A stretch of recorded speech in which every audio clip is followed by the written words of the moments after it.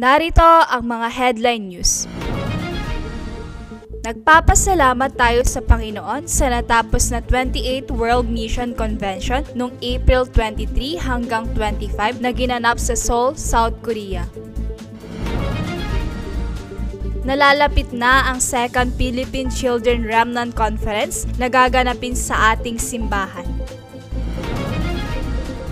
Ang mensaheng ipinahayag mula sa ating pulpit message noong nakaraang linggo ay The Last Mission That God Has Given mula sa Matthew chapter 28 verse 20 at John chapter 21 verse 15. Magandang araw!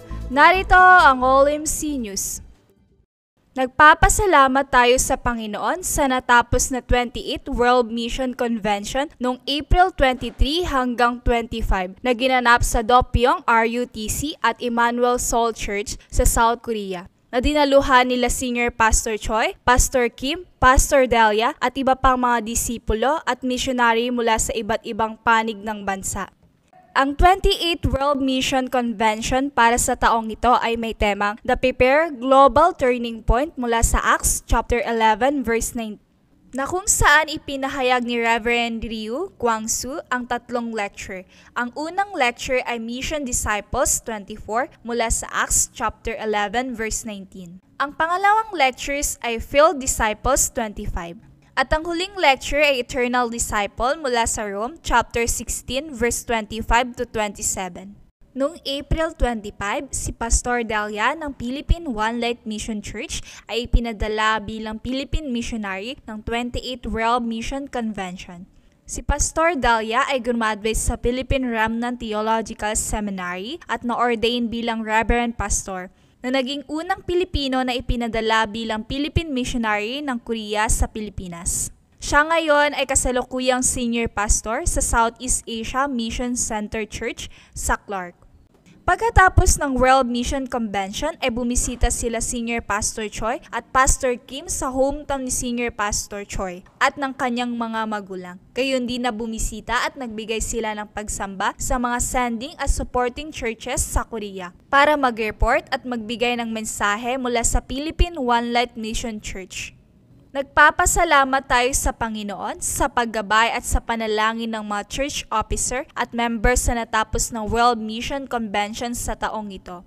At hanggang ngayon sa maayos sa pagbalik ni Senior Pastor Choi dito sa Pilipinas. Nawa, ihanda natin ang ating mga vessel na matanggap rin natin ang mensaheng inihanda ng Diyos mula sa World Mission Convention sa pamamagitan ng ating Senior Pastor. Ang Second Philippine Children Remnant Conference na may temang 300% Prepare Remnant mula sa Psalms chapter 78 verse 70 hanggang 72 ay magaganap na sa May 20 hanggang 21, araw ng Martes at Miyerkules sa Philippine One Light Mission Church. Ang main speaker para sa conference na ito ay si Pastor Oh Young-jun at ang speaker naman sa teachers training ay si Pastor Kim Ji-young.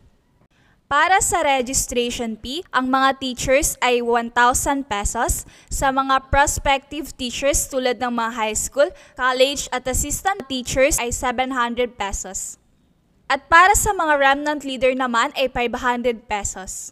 Para sa mga taga-ibang church na nakompleto na ang list at nakapagbayad na, maaaring isend ng screenshot ng payment sa email account na makikita sa screen. Ang deadline ng registration list at fee ay hanggang bukas, May 12, Lunes. Makikita sa screen ang oras ng schedule para sa Philippine Children Remnant Conference, kung saan magkakaroon ng 3 lecture para sa main message, 2 training session para sa mga teacher, meron ding team forums, team ministry at theater performance presentation. Laging i-check at maging guided sa schedule na ito. Para sa paghahanda nitong PCRC, required na magkaroon ng Advanced Teachers Training Zoom online sa darating na Webes, May 15, alas 8 ng gabi, oras sa Pilipinas. At ang mga teacher lamang na dadalo ay magiging main teacher. Ito ay importanteng training kaya inaanyayahan ng lahat ng teacher na dumalo.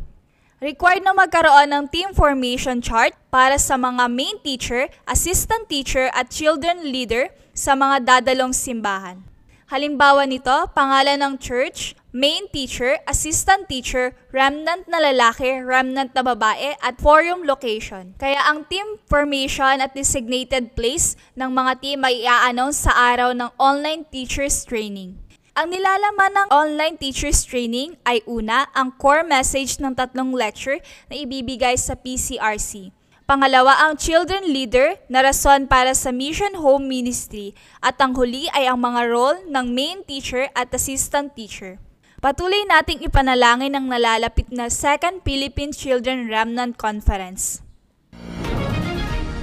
Ang mensaheng ipinahayag mula sa ating pulpit message na nakaraang linggo ay The Last Mission That God Has Given mula sa Matthew chapter 28 verse 20 at John chapter 21 verse 15. Unang ipinahayag sa mensahe na ang tao ay nasa loob pa rin ng 12 problema. Pangalawa, kinakailangan nating pumaloob sa stream ng gospel at panghawakan ng tipan na si Jesus ang Kristo. Sumunod, kinakailangan nating alasin ang ating mga sariling motives, standards at ambition sa pamamagitan ng 3 concentration. Pang-apat, ang huling misyon na ibinigay ng Diyos ay mag-raise up at mag-nurture ng mga remnants para sa evangelism at mission. At uling ipinahayag na kinakailangan mapanumbalik ang word, prayer at evangelism sa ating mga sarili. Announcement. Mamalastos ng hapon ay devotion worship ng District Group 4. Sa May 13 hanggang May 16, Martes hanggang Biyernes ay Regional Church Ministry sa Laniera at Santiago. Sa darating na Huwebes, May 15 ay Healing Evangelism School.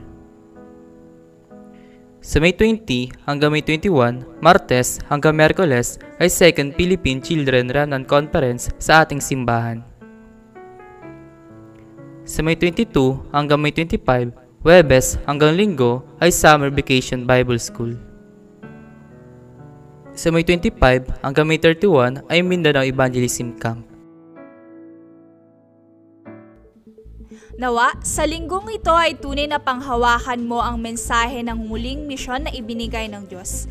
At dito nagtatapos ang All MC News. Maraming salamat.